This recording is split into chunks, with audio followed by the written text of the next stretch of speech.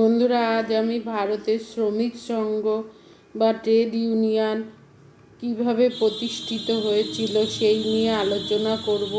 তাহলে চলো আলোচনাটা শুরু করি।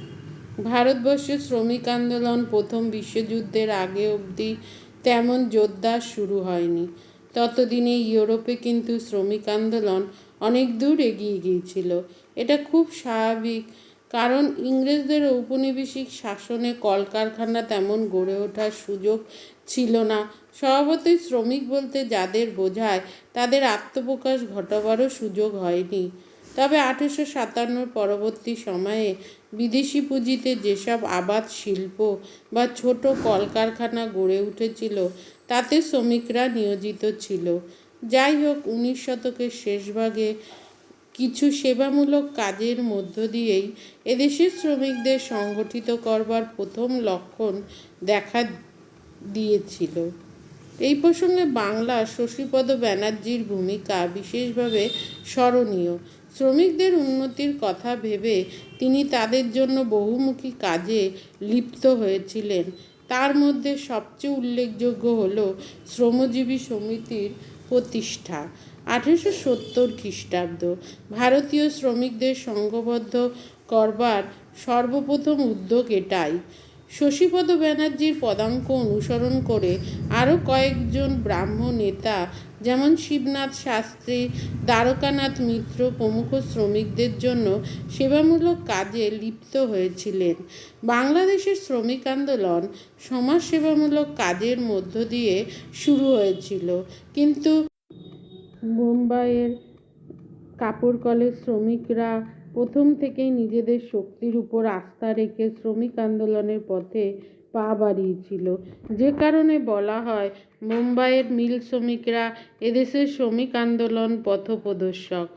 1890-এ বোম্বের জনৈক সাংবাদিক নারায়ণ মেঘাজি লোকান্ডে মিল শ্রমিকদের নিয়ে বোম্বে মিল হ্যান্ডস অ্যাসোসিয়েশন প্রতিষ্ঠা করেন।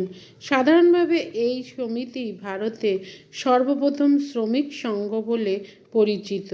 তবে আধুনিক ট্রেড ইউনিয়ন বা শ্রমিক সংঘ বলতে যা বোঝায়, বোম্বে মিল হ্যান্ডস মোটেই তা ছিল না, বরঞ্চ তাকে পরবর্তী সময়ে গড়ে ওঠা ট্রেড ইউনিয়নের অগ্রদূত বলা যেতে পারে। 1903 থেকে 1908 খ্রিস্টাব্দে স্বদেশী আন্দোলনের যুগে ভারতের শ্রমিক আন্দোলন অনেক দূর এগিয়েছিল। ওই সময়ের শ্রমিক আন্দোলনের দুটি উল্লেখযোগ্য বৈশিষ্ট্য ছিল।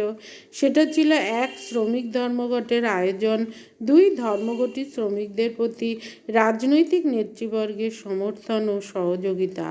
স্বদেশী যুগের উল্লেখযোগ্য শ্রমিক ধর্মঘটের মধ্যে ছিল বার্ন ইস্পাত কারখানার কেরানি ধর্মঘট 1905 খ্রিস্টাব্দ, ডাক বিভাগের কর্মী ধর্মঘট 1906 খ্রিস্টাব্দ, রেলকর্মী ধর্মঘট 1907 খ্রিস্টাব্দ প্রভৃতি। স্বদেশী যুগের যেসব রাজনীতিক নেতা এইসব ধর্মঘটি শ্রমিকদের পাশে এসে দাঁড়িয়েছিলেন তাদের মধ্যে অশ্বিনী কুমার ব্যানার্জি, প্রভাত কুমার রায় প্রমুখ উল্লেখযোগ্য। যাই হোক, 1908-এ বাল গঙ্গাধর তিলকের কারাদণ্ডকে কেন্দ্র করে পাঞ্জাব, সিন্ধু ও বোম্বাইয়ের শ্রমিকরা শিল্প প্রতিষ্ঠানে যে ধর্মঘটের আয়োজন করেছিল তাই ছিল ভারতে শ্রমিক শ্রেণীর রাজনৈতিক সংগ্রামের প্রথম উদাহরণ। প্রথম বিশ্বযুদ্ধ পরিসমাপ্তিতে ভারতের শ্রমিক আন্দোলন এক নতুন যুগে প্রবেশ করেছিল। তার জন্য অবশ্য কয়েকটি কারণের উল্লেখ করা যেতে পারে। প্রথমত, বিভিন্ন দাবি দাওয়া আদায়ের জন্য শ্রমিকরা যে দীর্ঘদিন ধরে ধর্মঘট করে আসছিলেন তাতে ধর্মঘটের কার্যকারিতা সম্পর্কে তারা ইতিমধ্যেই যথেষ্ট সচেতন হয়ে উঠেছিলেন। দ্বিতীয়ত, ভারতের জাতীয় আন্দোলনের পুরোভাগে মহাত্মা গান্ধী আসন গ্রহণ করার ফলে রাজনৈতিক ক্ষেত্রে যে আলোড়ন দেখা দিয়েছিল, ভারতের শ্রমিক শ্রেণীও তার প্রভাব থেকে মুক্ত থাকতে পারেনি। তৃতীয়ত, প্রথম বিশ্বযুদ্ধের পরিণতিতে দেশের সর্বত্র যে অর্থনৈতিক দুরবস্থা দেখা দিয়েছিল তার তাড়নায় শ্রমিকদের আর্থিক দুর্দশা চরমে পৌঁছেছিল।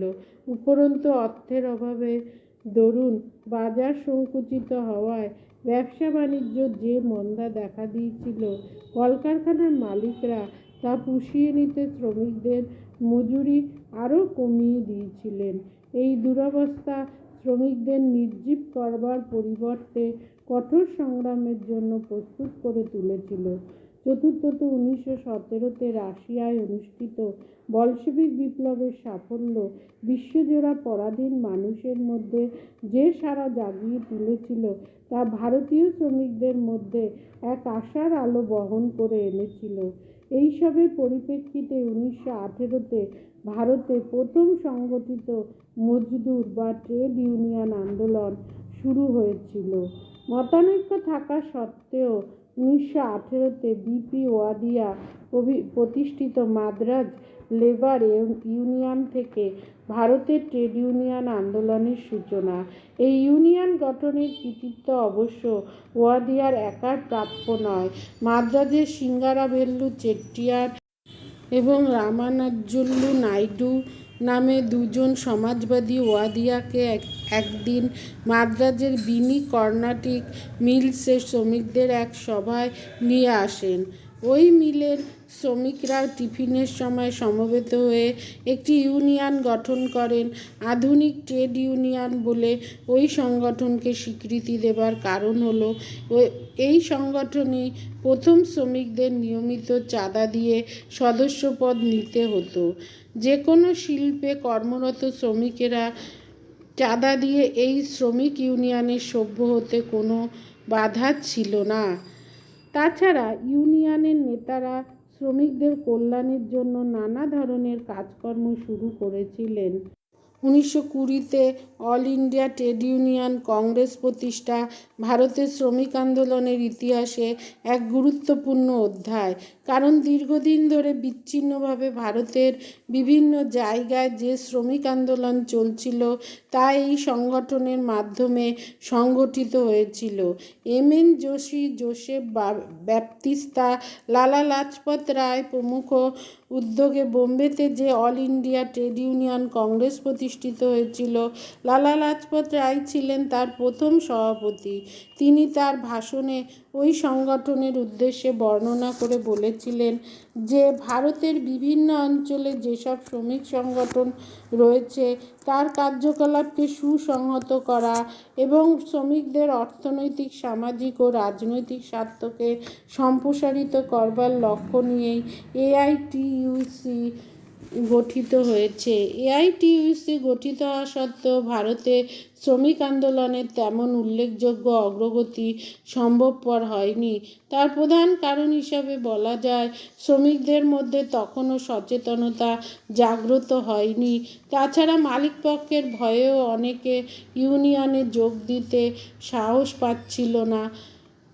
এআইটিইউসির দুর্বলতা সত্ত্বেও ভারতে ট্রেড ইউনিয়ন আন্দোলন গড়ে তোলার ব্যাপারে তার সক্রিয় ভূমিকাকে মোটেই অস্বীকার করা যায় না। 1921 থেকে 1924-এর অন্তর্বর্তীকালে ভারতীয় রাজনীতিতে সমাজতান্ত্রিক ভাবধারার প্রভাব দেশের শ্রমিক আন্দোলনকে শক্তিশালী করে তুলেছিল। ওই সময় ভারতের বিভিন্ন জায়গায় যে সমাজতান্ত্রিক ও কমিউনিস্ট গোষ্ঠী আত্মপ্রকাশ করেছিল তারা শ্রমিকদের সংগঠিত করবার যে চেষ্টা চালিয়েছিলেন তাতে শ্রমিক আন্দোলন নিঃসন্দেহ শক্তি সঞ্চার করেছিল।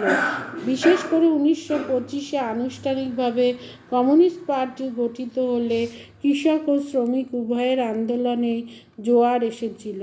2 বছর পরে অর্থাৎ 1927-এ ওয়ার্কার্স অ্যান্ড পেজেন্টস পার্টি গঠন করে কমিউনিস্টরা কৃষক ও শ্রমিকদের মধ্যে কাজ করবার, তাদের সংগঠিত করবার যে কর্মসূচি গ্রহণ করেছিল তাতে ভারতের শ্রমিক আন্দোলনের বিশেষ অগ্রগতি সম্ভব হয়েছিল। ওই পার্টি যেসব বিষয়ের উপর গুরুত্ব আরোপ করেছিল তা হলো শ্রমিকদের দৈনিক কাজের সময় হ্রাস, শ্রমিকদের সর্বনিম্ন বেতন হার নির্ধারণ, তাদের মধ্যে শ্রেণী সচেতনতা জাগরণ, শ্রমিকদের সংগঠিত করা, জমিদারি প্রথার বিলুপ্তি, সংবাদপত্র এবং মত প্রকাশের স্বাধীনতা প্রভৃতি। ওয়ার্কার্স অ্যান্ড পেজেন্টস পার্টির সংগঠকদের মধ্যে S ডাঙ্গে, Muzaffar Ahmed, PC. Joshi, Sohan Singh Josh প্রভৃতির নাম উল্লেখযোগ্য। 1928 থেকে 1929 খ্রিস্টাব্দে ভারতের সর্বত্র শ্রমিক আন্দোলনের জোয়ার বয়ে গিয়েছিল। ওই সময়ে শ্রমিক আন্দোলনের বৈশিষ্ট্য ছিল যে তা কেবল শ্রমিকদের নিজস্ব দাবি দেওয়ার মধ্যেই সীমিত থাকেনি, রাজনৈতিক ক্ষেত্রেও সম্প্রসারিত হয়েছিল। উদাহরণ হিসাবে বলা যায়, সাইমন কমিশনের বিরুদ্ধে তখন দেশজুড়ে যে আন্দোলন চলছিল তাতে শ্রমিকরাও সামিল হয়েছিল। ভারতীয় শ্রমিকদের এমনতর রাজনৈতিক তৎপরতায় ইংরেজ সরকার বিচলিত বোধ করেছিল। সরকারি মহলে তখন এমন একটা ধারণা সৃষ্টি হয়েছিল যে শ্রমিকদের মধ্যে বামপন্থী মনোভাব অনুপ্রবেশের ফলেই কলকারখানায় ধর্মঘটের সংখ্যা বৃদ্ধি পেয়েছে এবং সরকার বিরোধী মনোভাব তীব্রতর হয়েছে। ইংরেজ সরকার তাই কয়েকটি ব্যবস্থা গ্রহণের মাধ্যমে এই অবস্থা মোকাবিলা করতে উদ্যোগী হয়েছিলেন। কিছুদিনের মধ্যেই ভারতের সর্বোচ্চ নামকরা সব শ্রমিক নেতা এবং কমিউনিস্ট নেতৃবর্গকে গ্রেপ্তার করা হয়েছিল। এদের মধ্যে PC Joshi, SA ডাঙ্গে, Muzaffar Ahmed, SS মিরাজকার প্রমুখ উল্লেখযোগ্য। এইসব নেতার বিরুদ্ধে সরকার বিরোধিতার অভিযোগ এনে মিরাট ষড়যন্ত্র মামলা 1929 খ্রিস্টাব্দে দায়ের করা হয়। 1929-এর পর বেশ কয়েক বছর ভারতের শ্রমিক আন্দোলন বেশ দুর্বল হয়ে পড়েছিল। রজনীকান্ত দত্ত এ প্রসঙ্গে মন্তব্য করেছেন যে এই দুর্বলতা থেকেই পরবর্তী সময়ে শ্রমিক আন্দোলনে নবশক্তি সঞ্চারিত হয়েছিল। 1934-এ বোম্বাই, নাগপুর, সোলাপুর প্রভৃতি জায়গার কাপড় কল মালিকরা আধুনিক যন্ত্রপাতি বসিয়ে কাপড় তৈরির যে পরিকল্পনা করেছিলেন তাতে শ্রমিকদের সংখ্যা হ্রাস পাওয়ার সম্ভাবনা দেখা দিয়েছিল। তারই প্রতিবাদে শ্রমিকরা ঐক্যবদ্ধভাবে আন্দোলনে নেমেছিল। এই ধর্মঘটে কমিউনিস্ট নেতাদের পরিচালিত ট্রেড ইউনিয়নগুলোর অগ্রণী ভূমিকা ছিল বলে ইংরেজ সরকার জরুরি ক্ষমতা আইন পাশ করে কমিউনিস্ট পার্টি এবং তার প্রভাবাধীন ট্রেড ইউনিয়নগুলিকে বেআইনি বলে ঘোষণা করে। 1934-এর এই সরকারি পদক্ষেপ সত্ত্বেও শ্রমিক আন্দোলন রুদ্ধ হয়ে যায়নি।